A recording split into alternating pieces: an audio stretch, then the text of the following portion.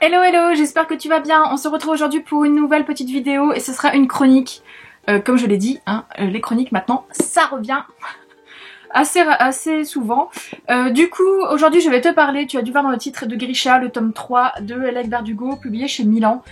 Donc, ce que je vais faire, c'est que je vais pas te faire de résumé, je pense. J'hésite.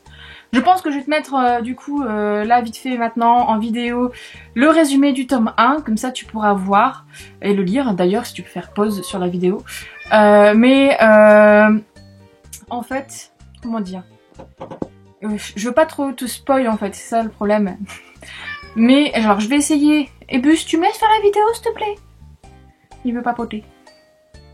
Qu'est-ce qu'il y a? En fait, il me... comment dire, ça va être embêtant parce que quand il miaule comme ça, il est en train de regarder ma bibliothèque avec toutes mes figurines pop du Seigneur des Anneaux, ça sent la connerie. Généralement, ça sent la connerie. Donc voilà, tu fais attention. Du coup, ce tome 3, alors, comment dire, moi ce tome 3 c'est un tome qui m'a déçu, tu as peut-être dû le voir dans l'update lecture, je pense que soit cette chronique va sortir avant ou après, je ne sais pas comment ça va être sorti, mais bon voilà. Mais en gros tu verras dans l'update lecture peut-être en fait j'ai été hyper déçue par ce tome 3, tout simplement parce que pour moi ça a été trop mou.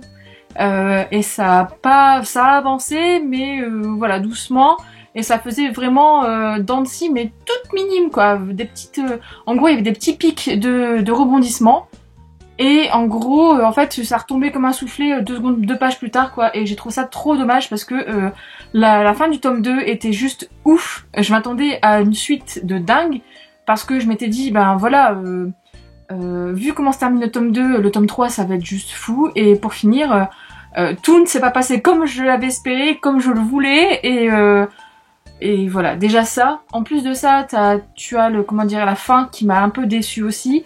Moi la fin je m'attendais pas du tout à ça. En fait je voulais quelque chose d'original qui changeait en fait des young adult fantasy classiques. Et pour finir ça n'a pas été le cas du tout.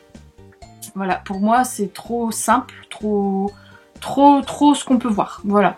Et je m'attendais à quelque chose vraiment de comment dire, d'équilibré en fait, et ça n'a pas été le cas, et c'est ça qui est dommage parce que ça aurait pu être la touche d'originalité en plus de cette saga, malgré quand même que l'univers est juste fou, il est juste hyper original. J'ai beaucoup aimé quand même retrouver, avoir beaucoup plus de précision sur les 3 bestioles, etc. Enfin voilà, hein, j'en dis pas plus. Mais voilà, moi ça n'a pas été du tout le coup de foudre attendu pour ce tome 3, alors que voilà, j'en attendais peut-être un peu trop, mais je suis un peu dégoûtée, voilà. Bon, maintenant je sais que c'est fait, c'est lu, etc. Ensuite, niveau personnage, bon, Alina, oui, je l'ai bien aimée, ça va, parce qu'en gros, elle a quand même beaucoup évolué par rapport au tome 1, donc ça c'est cool. Le personnage, il y a d'autres personnages il y a un personnage en particulier que je n'ai pas du tout aimé, et depuis le tome 1 que je n'aime pas, et en fait, dans ce tome-là, ça change rien, je l'aime toujours pas. Donc ça c'est fait. Et ensuite il y a 2 autres personnages qui eux se démarquent à fond et qui eux auraient mérité justement d'être démarqués jusqu'au bout, je trouve. Voilà, j'en dis pas plus parce que sinon ben voilà, je te spoil et je ne peux pas te spoil. Mais je m'attendais à quelque chose de différent pour ces personnages et voir comment, peut-être un des deux mais pas l'autre en fait. En gros, c'est une vidéo mystère en fait pour un tome 3, c'est ça qui est compliqué de faire une chronique sans spoil pour un tome 3. Mais en gros, j'aurais voulu en fait que la fin soit différente pour un des 2 personnages. Et ensuite, pour Nikolai, entre guillemets, du coup il y en a un des 2, je peux te dire, Nikolai, on va découvrir normalement une suite dans Kings of Scars qui devrait sortir en France aussi. Donc du coup je pense que là on va avoir des réponses, etc. Et puis on va découvrir un peu plus en profondeur ce personnage, parce que moi je l'ai déjà beaucoup aimé dans le tome 2. Ce piquant, etc. Cette originalité dans sa personnalité. Et du coup là voilà, je suis curieuse de voir ce que ça va donner. Donc je peux pas t'en dire plus en fait. C'est une courte chronique mais qui va à l'essentiel en fait. Pour moi en fait le meilleur tome de la saga c'est le tome 2.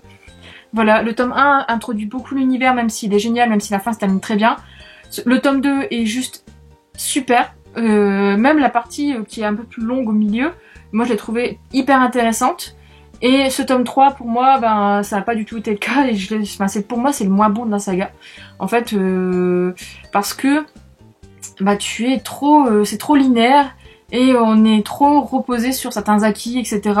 Rien que le début, je l'ai lu en lecture commune avec Anaïs, et au début je lui disais mais c'est bon là, ça va bouger parce que ça fait quand même 150 pages, il se passe quasiment rien.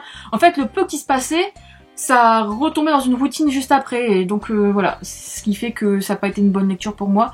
Il se lit pourtant très vite, hein, mais j'ai mis un temps de dingue aussi à le lire. J'ai mis plus d'une semaine, alors d'habitude un livre comme ça met une semaine, et là j'ai mis plus d'une semaine parce que ça n'a pas fait, ça n'a pas été le cas. Bref, du coup n'hésite pas à me dire ce que toi t'en penses de ces derniers tomes, si tu l'as aimé, etc. Parce que il me semble que j'ai pas vu d'avis non plus très positifs, enfin j'ai vu beaucoup d'avis mitigés en fait sur ce tome, donc n'hésite pas à me dire aussi toi ton avis, voilà. J'espère que cette vidéo t'a plu, n'hésite pas du coup à me laisser ton avis en commentaire comme d'habitude, et puis on se dit à bientôt pour une prochaine.